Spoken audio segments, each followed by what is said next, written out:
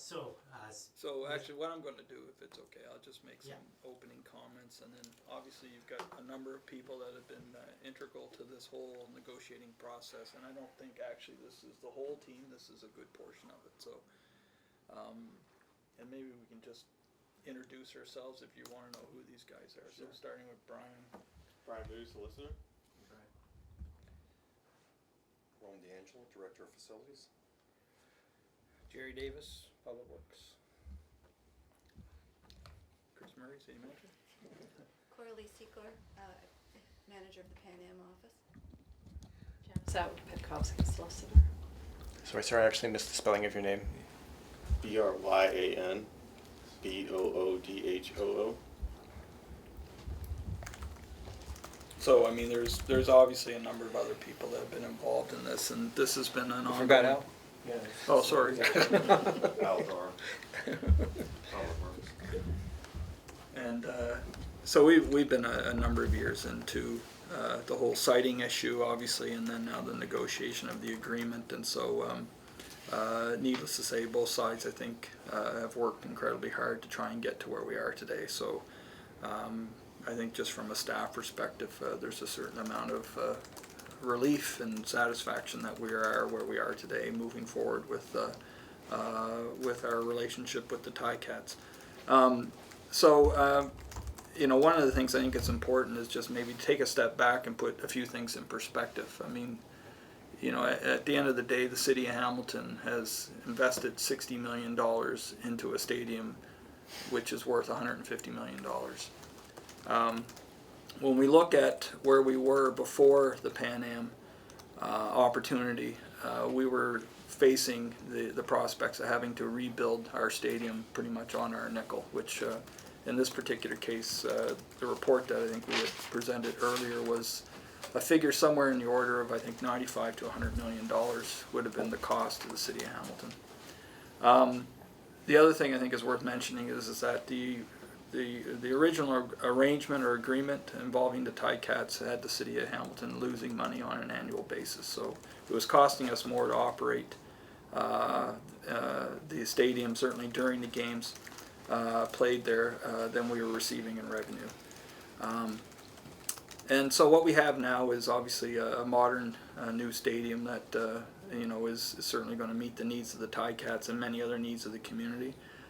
We have an agreement, an operating agreement, which takes into account the costs we're going to incur as well as the revenues that we're going to receive. And it's fair to say that it is certainly break even and maybe slightly better than that in terms of operating costs.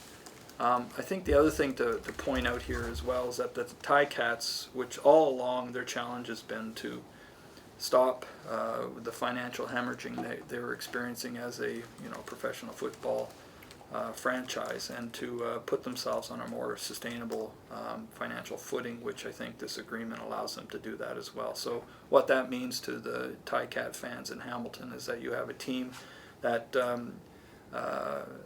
will be financially sustainable for a long period of time, affecting, I think, positively the generations ahead. So that, I think, is as a result of the effort that's gone on the last couple of years around this deal.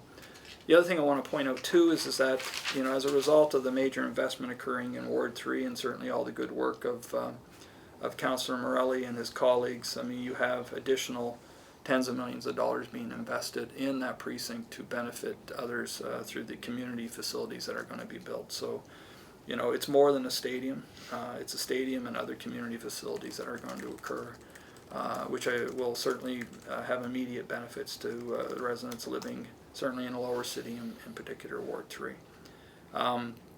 So what it means now is that the Ticats can start to move forward with completing the agreements with those that they have revenue relationships with. As we've said, we're going to benefit in some of those relationships. It's going to help us to offset the cost of operating this facility. So, you know, it's been a long road. You know, with deals like this, I think you know, both sides negotiate hard to represent the you know, leadership of both organizations, and we've certainly done that for the city of Hamilton. And I know Scott Mitchell and Doug Rye have certainly done that for Bob Young.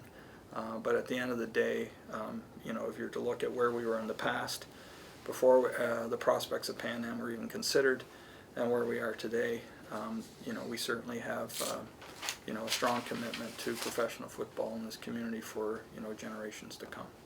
So with that, you know, we have a group of people here that can certainly speak to the specifics. If you wish, I realize you got a rather lengthy document there that you're going to pour through, and I suspect we might get a question tomorrow or the day after. But having said that, And if I could just add, like when you know, it is a very thick document.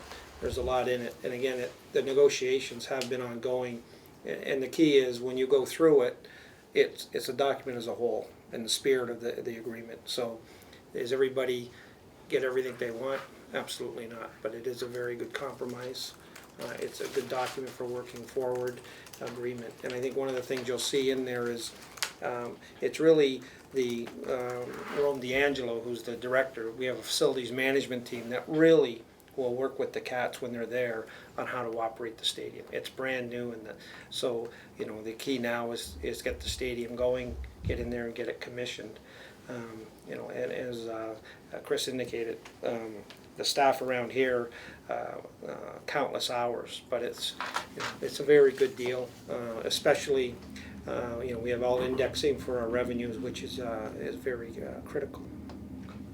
You say break even or slightly better. What exactly do you mean in terms of revenue then? Well, in the report, you'll see the. I'm sorry, it was Chris who said it, not you. no, but Oh, Go ahead. I mean, Oh, it's so based in the actual committee report, there is it showed what the previous agreement was, where we were when the MOU was signed back in January 2011, and where we are now. And so, again, with the revenue coming in, and you now have a facility that is, the community can use it. It's a 365-day facility, which it wasn't before. So the operating costs that are associated with that, with soccer coming in, you know, when a professional team comes in, the revenues will offset that increased cost. So we do have a base budget, and there can be additional concerts, events in that, which we haven't built in the revenues because we want to see what it will work like. It's especially with the Pan Am next year, you know, that will be the focus for the stadium. Are all the major numbers the same that I would have seen in the staff report that you posted online a Yes. few weeks ago? Yeah. So like the 750 and the 450 Yeah, and the so it's 150? $750 a year for the naming rate. That's the other thing. The name of the stadium was approved tonight too as part of that recommendation. That's a good point. So Good you have the thing. $750 for the naming rights. You have $450,000 for football operations. The $150 for soccer will kick in when they get a professional team, and in the agreement you'll see there's a time limit for that. The other thing is there's a $200,000 certainty that we get every year. Previously, and if you go to the MOU, we were looking at club seats, suites. What we did is we negotiated what's a certainty, a guarantee number, and that was, you know, that's 200,000. We had forecasted between, I think it's 78 and 150. So that's Is that in cash or is that in kind advertising, for example? no, well, that's in cash and it's indexed for 20 years, and there's also the $100,000 in kind in advertising, which we had previous as well. So we have both. Okay. So what's the big change from what has changed this time around than the previous one? I mean, what were the stumbling blocks in not signing the agreement, and now you've got an agreement, so what's changed? So what's changed is the city controls the scheduling. So as you saw in the report, there's a hierarchy of what can go in. Pan Am, obviously. So the city controls the master schedule. So we know what events are coming in for the year, when they have games, when they have practices. And so previously, it was just practices. We really didn't schedule any events. So ensuring that we held the pen for that scheduling is very important. But we do have events that we can both hold in there. You'll see in the agreement, which is very good. So where are, say, for example, TICAT practices in the hierarchy of scheduling? Well, in that report, they're the fourth. So you have Pan Am, you have international. You have international events, then you have our city priority event, then you have football games and practices. Then soccer and practices. And then soccer games, because soccer practices Oh, yeah, aren't in that's the right. stadium. Yeah. Guys, So, sorry to bust you. Can I bring CH in? Okay. Sorry, one of the council suggested to me that a late change in this negotiation was that the Ticats get a veto over scheduling for practices. So if it conflicts, they get the final say. No, what happens is again, you have the master schedule, so you know when all the practices are gonna be ahead of time. So if a practice needs to be moved, there's a facilities management team in place, again, under Rome's portfolio facilities. And so, and moving a practice is generally because you wanna bring an event in. Bringing an event in will generate revenues, and in the agreement, you'll see that we share with the Tiger Cats. So, the veto, if they could say, well, you don't wanna move it, but the way it's worded, we could also say the same to them if they wanted to move a practice. So it's, it's going to be, it's clear that there's collaboration in establishing events moving forward with respect to generating revenues, and, and minimizing costs. But the other side is the facilities management team, who will always be there, know exactly what's going on. So the risk of moving a practice is cost to move a practice, for argument's sake, is $500. But if you get an event in there with 5,000, 10,000 people, you're probably going to generate just ticket revenue so move it. So it really there's a veto, but it's both ways. And so it's structured that the facilities management team, which is comprised of both city and Tiger Cat staff, we don't see it getting there because we do the master schedule at the beginning of the year. But what happens if it does get there? What happens to the Ticats and the city are deadlocked? Then you wouldn't, the practice wouldn't move depending on who wanted to move it, if there was a reason to do it. But you have to think about it from a business and an economic point of view. Why wouldn't you move it? Now, if we try to move a practice the day before a playoff game, okay. But any other time, what would be the rationale? But my question is that 19 years from now, the Ticats had different management, the city has different management, there's all kinds of other disputes in play, and they've locked horns on this issue. This becomes that sort of fault line. So What's there to... So the thinking and as you go read through the agreement, you'll see why would that happen. With move a practice, there's economics, there's business, and there's a cost avoidance you can do. Why wouldn't you move it? So could it happen? Yeah. The risk of that happening is not, the benefits significantly outweigh the potential for that to happen. My question is... It's in the Ticats' best interest for you to bring in business because there's a shared Yes, revenue. in the food and beverage. To Chris Murray, a counselor that I spoke with complained that they had just received this document tonight, that they were expected to make a decision in closed session. You heard earlier on the AAGT file, counselors complained that a document was just dropped in front of them during council, and pointing at your staff for that. So specifically to this, why did a decision have to be made tonight on a thick document like this? And then more broadly, why are counselors getting documents dropped on them at council meetings? Well, I think in terms of, well, we can speak to the content that is in these documents here in a second, but in terms of the matter that we were reporting back on tonight in camera, we were sent away to address, is a very specific matter, and we came back and we addressed it. So in terms of what was new, there was very little new in the course of this whole process. So in terms of the content of these documents, I mean, I'll leave it to Jerry and his team to speak to what's been shared over the last several months on this file. Yeah. So last week we provided a draft agreement, which I'll tell you probably had, where's Brian?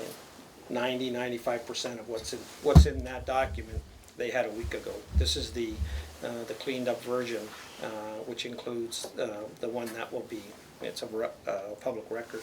So it's a big document handed tonight. The information new tonight was not that significant.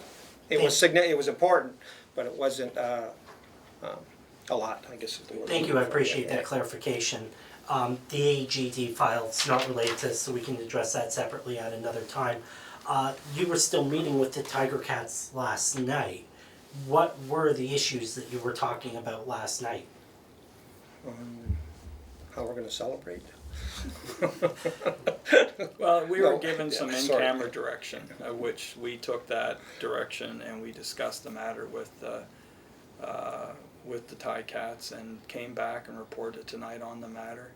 And obviously the vote was called and there was a majority support for the, On the vote, it was 9-7. Yeah. This council has gone out of their way yeah, to have unanimous votes, including, for example, on the filling of the vacancy in Ward 3. They were originally unanimous, then 15-1, despite reservations. So it's, I would say as an observer, rare for them to vote so closely. And when you look at the vote split, there was a rural urban or suburban urban split. What do you attribute the 7 opposing votes to? well, I mean, at the end of the day, there was certainly a lengthy conversation in camera and all parties had a chance to speak. So, you know, the decision for a council to support in favor or not is obviously their choice, and it's not something that I'm going to interpret for them. So, you know, the bottom line, I think, on this whole file, you know, from years ago is that, you know, it's been difficult. There's been difficult negotiations, and at the end of the day, though, you know, deals like this are never easy. So I don't know if this is, you know, I wouldn't characterize this as unique. At the end of the day, you know, the councillors represent their constituent interests and they vote accordingly. So, but the majority have voted in favor, and we're now moving on to the next chapter, which is to celebrate the fact that we have a, you know, a new stadium and an operating agreement with the Ticats, and they're going to secure the contracts with those that are going to generate the revenue. And as a franchise, they are certainly going to be healthier. As a city, we have you know, a much better operating agreement than we've ever had. And you know, the city of Hamilton, the fans, you know, have a team that should be here for quite some time. Sorry, Chris, this is a silly question, but have the Ticats signed on their end as well? Like, is it all signed and sealed now with council?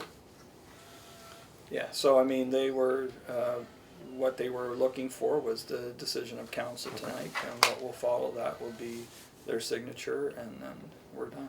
You know, I understand it was in camera, so you can't talk about the specifics, but That's was true. there more than one stumbling block, or was it one stumbling block that you had the opposition around? It was, I'd say it was very, very limited in terms of the number of issues that were of concern that were discussed with us, so. Were potential delays in the opening of the stadium play any role in the difficulties in getting this agreement signed, or is No. no? And, I mean, you know, that matter, I think, has been, there's information that's been made public in terms of, you know, indemnification and all of that, so, you know, we have the assurances from IO that everything is on schedule, and, you know, until they tell us differently, you know, what are we gonna do except believe them to be true?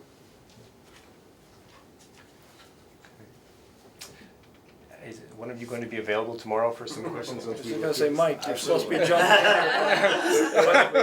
Come on. So I have to do another CH. So I think, yeah. Definitely, we'll have absolutely, tomorrow. absolutely. As you guys comb through the